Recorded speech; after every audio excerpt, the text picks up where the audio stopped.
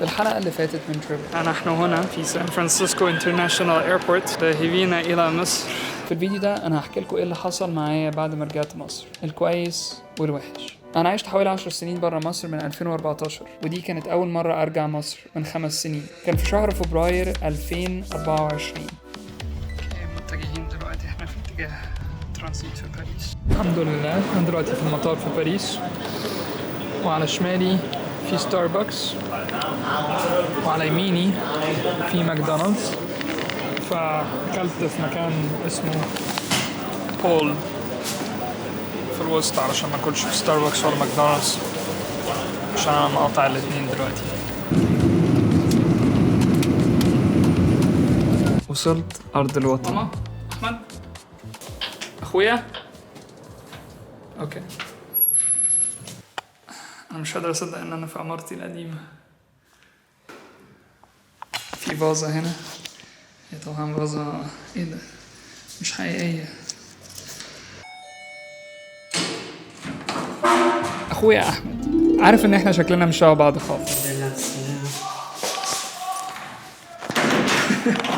مين اللي بيعذبه ده؟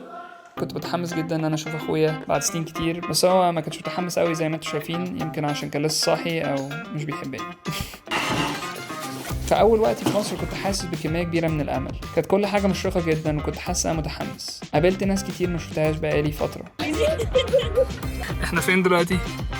احنا في مدينة نصر. ده صاحبي يحيى، نعرف بعض بقالنا كتير من ايام ما انا كنت في سياتل. اول مره قابلت يحيى نطينا من طياره سوا، ولينا قصص وذكريات كتير.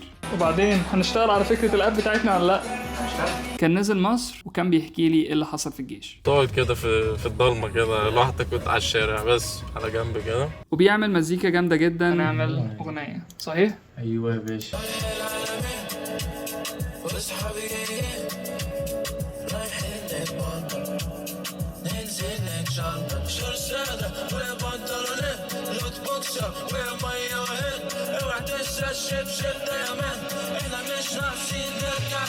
هو حاجة صغيرة ما بين الناس، بعدين يتوسع ان هو يكون حاجة زي امازون بعدين، ويبقى عندنا احنا الديستريبيوشن شانلز، عندنا الوير هاوسز. الدنيا شوية كانت غير مألوفة، نفس الشوارع بس فيها اختلافات جديدة. كنت حاسس ان في نوع من الهم الناس شايلاه. وصلت مصر يوم 3 فبراير، يومين قبل عيد ميلادي.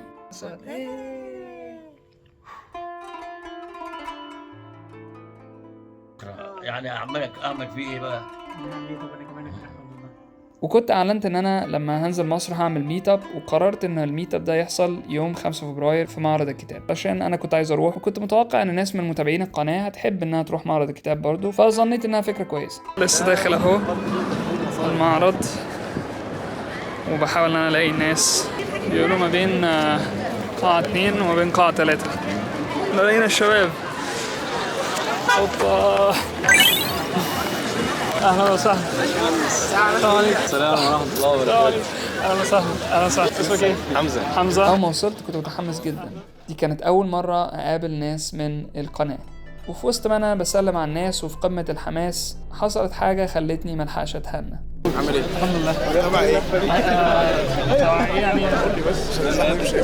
طب احنا بس كلنا تبع في نادي كتاب واحد يعني. مش عايزين زحمه كده، معلش. مش مشكله. مش مشكله عليا. هنتفرق خلاص.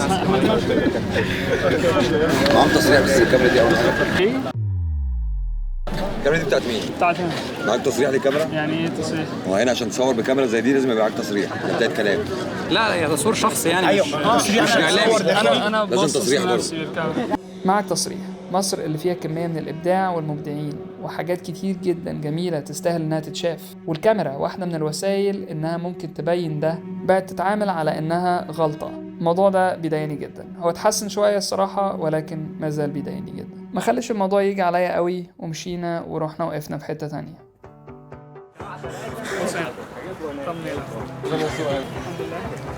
ممكن الحياة تكون مش عادلة، ولكن ده مش معناه ان الخالق مش عادل، فاهم قصدي؟ او مش موجود او مش موجود. تمام. بقول لك لو انت اشتغلت على البرنامج ده سنة فعلا وهنزله على التليفون بتاعي وهشوف، ولو فعلا كويس زي ما انت بتقول انا هنشره لك. نقعد تاني ولا ايه؟ نقعد النهارده يعني دلوقتي قصدي. هو ده يعني نظرتي كانت صح. انبسطت ان انا اتعرفت على ناس جميله كتير، وقابلت الفريق اللي اشتغل معايا على تريبل، وما اقدرش ان انا اوفيهم حقهم من الشكر. عبد الرحمن، بدر، سياجي، حسبه، وايمن، يوسف ونور وبشرى وناس كتير. شكرا ان انتوا وقفتوا جنبي في وقت كان صعب جدا. مصر كانت بالنسبه لي غريبه شويه، في نفس ذات الوقت اللي بتديني فيه حضن كانت بتديني بالقفا. توكسيك لاف هيت ريليشن شيب كده. اهلا وسهلا بكم في مصر ام الدنيا. جالي تسمم تقريبا، انا عيان جدا دلوقتي. دخلت عربية فول على عربية كبدة على عربية اي عربية، وقلت يلا بقى نجرب. بطني انا في الحمام طول اليوم، مش عارف اعمل اي حاجة، موجوع. محدش بياخد باله من نظافة ايديه ولا حاجة، فما تعرفش بتكون ايده فين قبل ما يحطها في الاكل. ربنا يساعد كده. الحمد لله ان احنا نقدر ناكل ونشرب، في ظل ان في ناس كتير جدا مش لاقية تاكل وتشرب. كنت سايب سان فرانسيسكو مخنوق، فاكر ان انا لما اجي هنا هلاقي الناس متضامنة اكتر مع القضية. حاسس انا مخنوق قوي، العالم كله متخاذل، بس مصر بالذات مضايقاني. تفاجأت ان سان فرانسيسكو كان فيها مظاهر للتضامن اكتر. مرة وانا لابس الكوفية حد قال لي بلاش تلبس الكوفية وانت ماشي في الشارع، مش فكرة كويسة. استغربت قوي، يعني ايه مش فكرة كويسة؟ ده انا ممكن امشي بالكوفية في وسط اكتر حتة زاينست في امريكا، يعني ايه مش فكرة كويسة امشي بيها هنا في مصر؟ حاولت انزل كذا فيديو الفترة دي، ولكن كنت حاسس ان انا مش مفهوم. لو الادوار اتعكست، لو كانت مصر هي اللي في حصار او الاردن في حصار او السعوديه اللي في حصار، كنت هتكون عايز دعم ونصره الشعوب العربيه ليك ولا لا؟ دماغي كانت متلخبطه، ما بقتش عارف هل انا عملت غلطه ان انا رجعت مصر وكنت موهوم زي ما الناس بتقولي، ولا انا اخدت القرار الصح. وفي وسط التساؤلات دي حصلت حاجه غيرت التجربه بتاعتي في مصر 180 درجه. جات لي رساله غير متوقعه من بنت اسمها ساره ابو الخير. بعتت لي رسالة على لينكدين إنها اتفرجت على الفيديو بتاعي، إنها حابة تتكلم معايا عن تريبل. سارة كنت أعرفها من أيام ما كانت بتدرس في الAUC، والكلام ده كان حوالي من 10 سنين. كنت لسه راجع مصر من جنوب أفريقيا من مدرسة القيادة الأفريقية اللي أخدت منها منحة، وكان عندي فكرة منتج عبارة عن لعبة بتلعبها علشان تكتشف أكتر عن نفسك. اللعبة دي كنت عملت لها ديزاين، وكنت عايز حد يساعدني إن أنا أجيب فاندنج وإن أنا أعمل اللعبة بحقه حقيقي. وكانت سارة ليها في ريادة الأعمال، وحد وصلنا وقال لي إنها ممكن تساعد. اللعبة كان اسمها نقطة. ساعتها سارة ما كانتش مشهورة وما كانتش بتعمل أي حاجة ليها علاقة بالألعاب. النقطة كانت أول بيتش اللعبة حد يقوله لسارة، فكانت مفاجأة لما بصيت على لينكدين ولقيت إنها عندها دلوقتي شركة من أكبر الشركات بتاعة الألعاب في مصر، قول أميم. بالصدفة وأنا بروق في الفان بتاعتي قبل ما أسافر لقيت الورق والديزاينز بتاعة نقطة، فشديته وقلت هاخده معايا مصر. فلما شفت الرسالة دي قلت دي علامة يا مارد. ما كنتش عارف ايه بالظبط اللي محتاج ان هو يحصل، ولكن كنت عارف ان انا محتاج اقابل سارة. وقولوا لي في الكومنتات لو انتوا عايزين تشوفوا اللعبة بتاعت نقطة دي بحقه حقيقي، يمكن اقنع سارة ان احنا نعمل كولاب مع قول اميم. قابلت سارة وعبده في التجمع، وفي اول مقابله قالوا لي ان هم كانوا بيدوروا على كو-فاوندر تكنيكال. والاميم عندها ابلكيشن اسمه كوز، وكانوا عايزين يكبروا الديجيتال جيمنج سيكتور في الشركه، وبيقولوا لي لو اعرف حد ممكن يكون تكنيكال كو-فاوندر كويس. قلت لهم ان انا هفكر وهرشح لكم حد، بس وانا بفكر مين ممكن يكون تكنيكال كو-فاوندر كويس قلت ليه ما كنش انا التكنيكال كو-فاوندر، وان احنا نوحد جزء من الفيجن بتاع تريبل مع الاب بتاع كوز، وان احنا نعمل حاجه جديده سوا. قلت انا ممكن ادي نفسي 4 شهور احاول ان انا اعمل فيهم حاجه في مصر. اول ميتنج في المقر بتاع الامين، نبدا دلوقتي.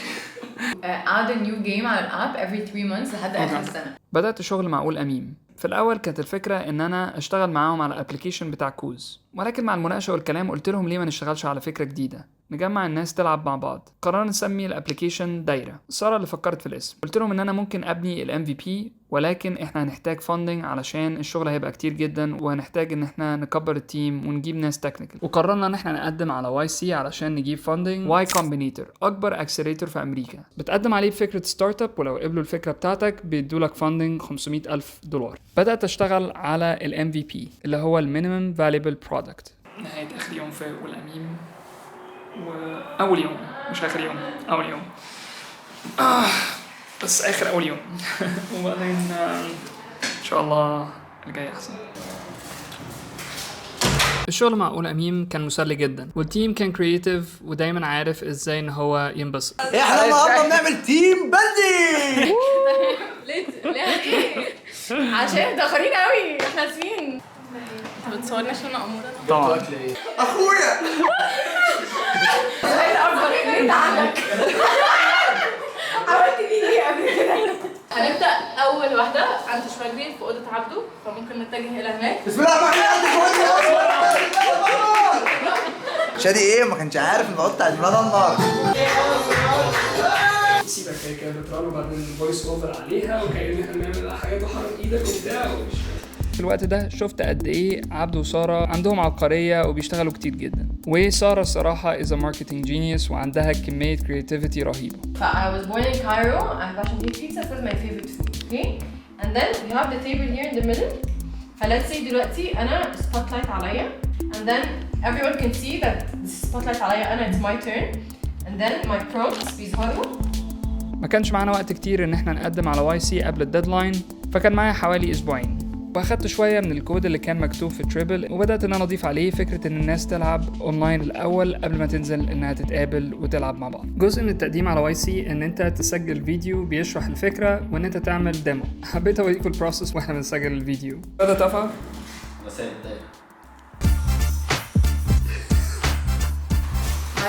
I'm in the zone. I'm in the zone. We're doing this with or without YC.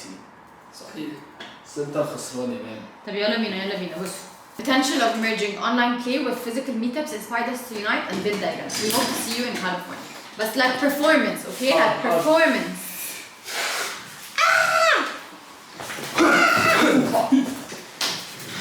How come you think I'm a bitch? لا. خالص. Tell me the truth. Why would I think لا؟ يعني في in what context؟ ليه؟ يعني حتة كده؟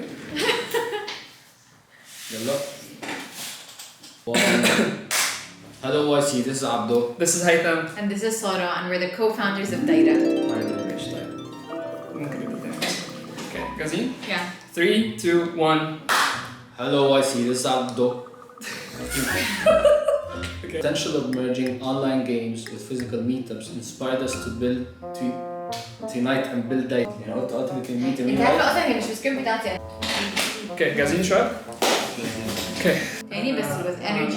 energy أكتر بس I'm glad احنا قلناها كلها صح. Yeah. دلوقتي بقى. Okay, more energy. More passion, more foot. أنا حاسة نخيش حتتي قوي. We're solving for loneliness, especially in the Arab culture, where sorry. نبدأ من الأول عشان بما إننا في الأول. My job at Microsoft, building software engineer. Fuck. Sorry. It was good. I know. I love. Okay. المرة دي قلتها خالص قوي. We're solving for loneliness, especially in the Arab world, where 3, 2, 1, action! restrictions make it so hard. كلام مش مع restriction. and ultimately meet in real life. We're solving for loneliness. صلاة على صلوا عليه الصلاة والسلام. يلا. Did I say we are or we were? طيب أنا عايز أقول we have been عشان avoid المشكلة دي خالص. I've made you step back. We're building for. Daira is an alternative social app that uses online multiplayer games as a gateway to connect with.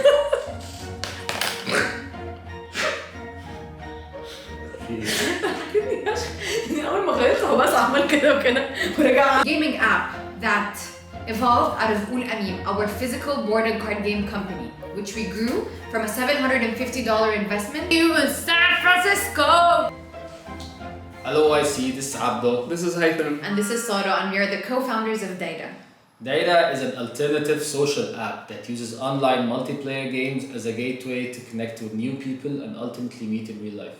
We're solving for loneliness, especially in the Arab world where culture makes it so hard to just go out and spontaneously meet new people.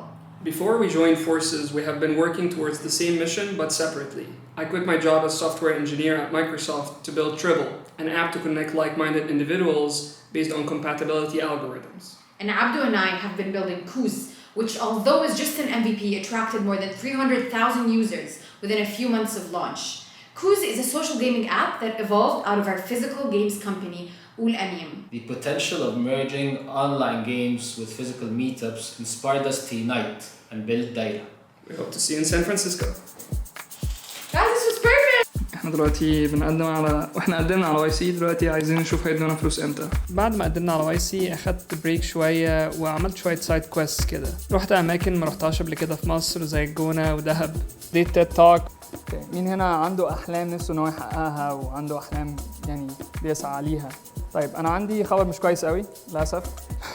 5% بس الناس اللي قاعدين هنا هتحقق الاحلام اللي هي بتسعى لها.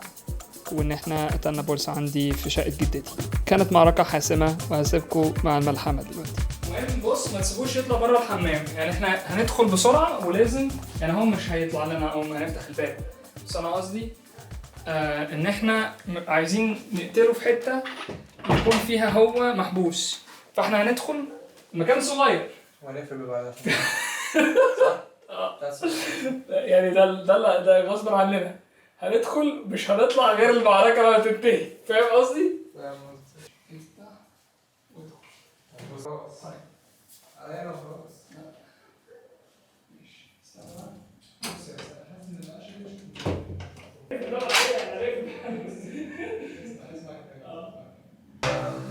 البورصة اهو. بص. استنى بس عايز ازوم هنا عشان اوريهم ان هو اكشلي كبير. هو كبير صح؟ ولا متهيألي؟ هو ده جديد ولا قديم ده؟ والله ما عارف بس انت اللي شفته قبل كده صح؟ استنى بس ما تعملش اي حركة فجائية. يعني احنا واقفين ده كله عمالين نتكلم وده اللي هيخوفنا. عاش افضل اضرب خليك زي ما انت كده. السبرين مش بيروح عليه مش مشكلة يا ابني مش مشكلة افضل افحص. بص هو دلوقتي واحد. هو فين؟ دي تحت أي واحد كله اهو. حسن هو داخل فين؟ بس خلاص اهو.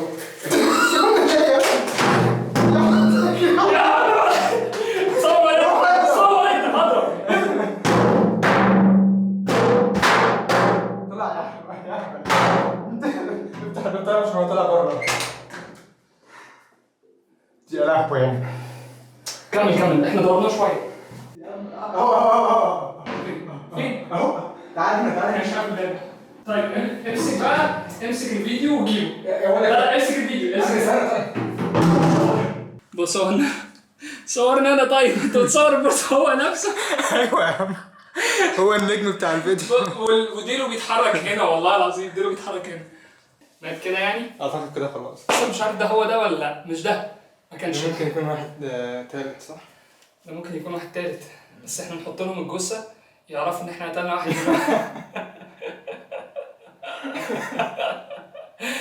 بس عايش والله شغل عايش. في يوم من الايام ساره بعتت لنا انها بتظن ان احنا اترفضنا من YC ولقيت ان في تريكه على ريدت بتوري الناس من السورس كود بتاع البيج ان هم اترفضوا ولا اتقبلوا. In review تمام. And then you're supposed to press like source code view page source. ماشي. فأنا عملت كده في ده source وكنت بسيرش على status. فلقيت status rejected. أنا آخر مرة وأنا searched كان بين Reddit. إن هو في يا تقى ماما كلمني وبعدين لما بصيت عليها اكتشفت ان احنا لسه ما اترفضناش وان الابلكيشن بتاعتنا كانت لسه under review. We're not rejected. Rejection. مكتوب من rejection false. اوكي ماشي انا قلت rejection. status submitted لسه. الناس اللي already got rejected مكتوب لهم rejected true. ولكن كان في ناس كتير عمالة بتجيلها interviews واحنا ما جالناش اي invitation. فبدأنا ندرك ان ممكن ما نتقبلش وبالفعل رغم كل الشغل ده اتبعت لنا ايميل ان احنا اترفضنا من YC.